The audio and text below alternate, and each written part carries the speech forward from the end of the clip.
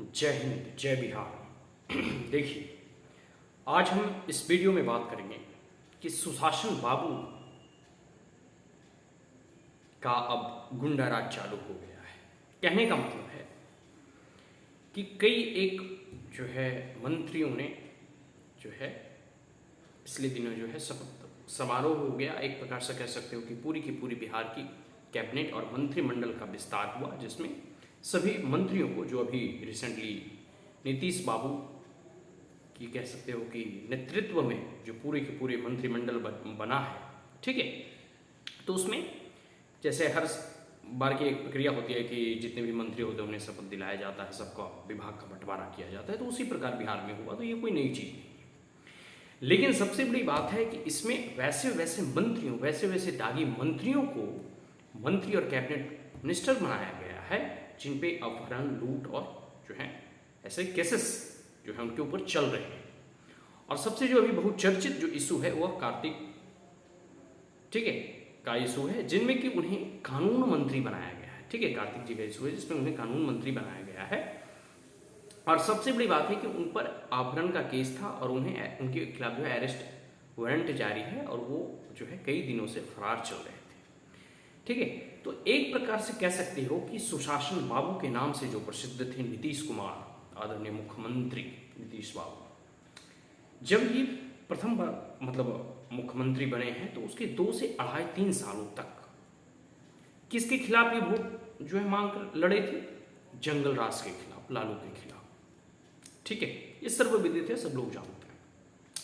तो शुरुआत के 2-3 सालों तक इसने जिस प्रकार से प्रशासनिक, ठीक है, एक प्रकार से जो बदलाव किए और जो भी प्रशासनिक सुधार किए, उससे जो एक समय लग रहा था कि पूरी की पूरी बिहार की जो कानून व्यवस्था है अब जो है एक सही हाथों में है और उन्हीं से इनका नाम जो है सुशासन बाबू पड़ा।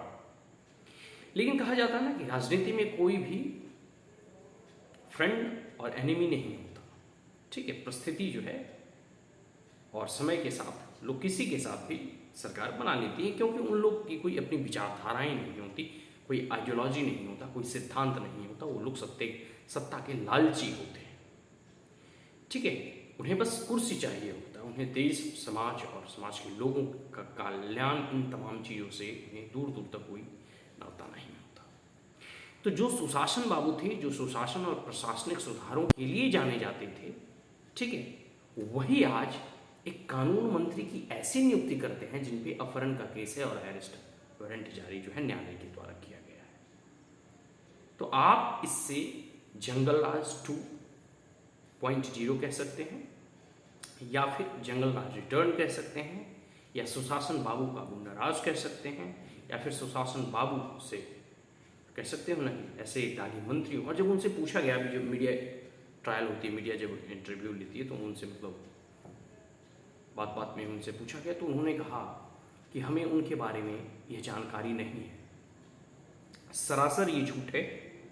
ठीक है, जदयू और नीतीश बाबू अब धोखेबाज तो थे ही, अब झूठे भी हो गए।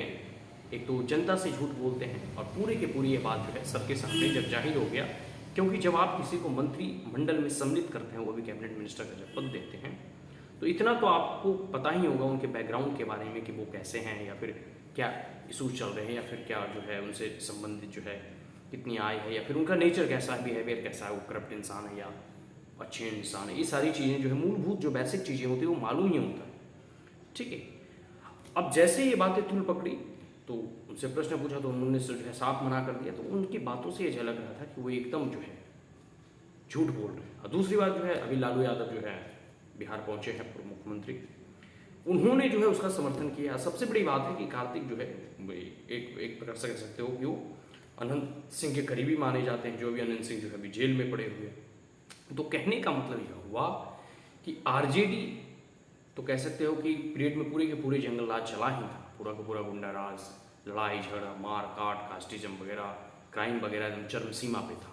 तो क्या वही बिहार में फिर जंगल राज आने वाले हैं, या फिर कानून मंत्री उन्हें बनाकर क्या ऐसे जो क्रिमिनल्स हैं बिहार में क्या, या फिर ऐसे दागी नेता और मंत्री जो कि आरजेडी का कह सकते हो कि समर्थक रहा है, या फिर एक प्रकार से कह सकते हो कि ऐसे पॉलिटिशियंस जिसका कोई ना कोई नेक्सस क्राइम या क्रिमिनल से रहा है, इन सभी जो है दागी क्रिमिनल्स को जो है एक प्रकार से कह सकते हो ना कि उन्हें उनका केस वापस लेने का तो प्रयास नहीं किया जाएगा। तो ये सब सारी शंकाएं जो है मन में उठना स्वाभाविक है, और ये सारी चीज़ें जो है जनता देख रही है आने वाले 2025 के बिहार विधानसभा चुनाव में या 2024 के लोकसभा चुनाव में जो है जनता आरजेडी और जेडीयू को दोनों सबक सिखाएगी।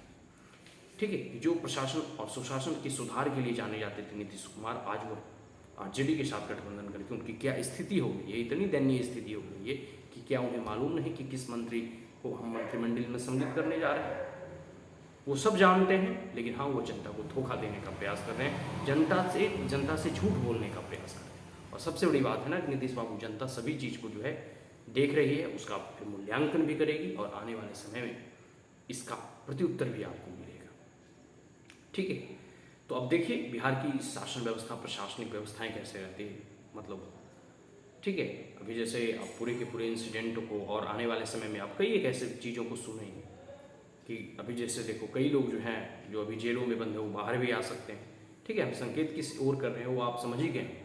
ठीक है, लेकिन अभी देखिए जैसे जैसे पूरे की पूरी चीज़ जो है ना खुलती है, परत दर परत जो है सारी चीज़ें जो खुलती है, मैं आपके सामने वो रखूँगा। लेकिन as a member of the BJP political party हम हमेशा ऐसे जो है दगाबाज या फिर ऐसे मंत्रियों जिनके ऊपर आपराधिक मुकदमे दर्ज हैं, इनका हम विरोध करते हैं। और ऐसे मंत्री जिन्होंने खुद कानून का उल्लंघन किया है, वैसे लोगों को अगर आप कानून मंत्री बनाते हैं तो वो बिहार की कानून व्यवस्था को कितने अच्छे तरीक़ों से कह सकते हैं कि संभालेगा, ये अपने आप में एक चिंतनीय, एक सोचनीय और विचारणीय विषय है। तो हम तमाम बिहार के वासियों को कहना चाहते हैं कि ऐसे सरकारों को आने वाले समय में उखाड़ फेंकना है, और जो प्रधानमंत्री मोदी या फिर कह सकते हो बीजेपी के द्वारा जो लक्ष्य रखा गया है कि आने वाले आगामी लोकसभा चुनाव में जो हमारा टारगेट है 35 सीट, उसे फुलफिल करना है। और बिहार की जनता 35 ही नहीं बल्कि 40 की 40 सीटें जो है बीजेपी और नरेंद्र मोदी और एक प्रकार से कह सकते हो के नेतृत्व में जो भी उनका जिनके साथ अलायंस रहेगा, उन पार्टी को वोट देना है, उन्हें जिताना है और बिहार में फिर से एक बार कमल खिलाना है।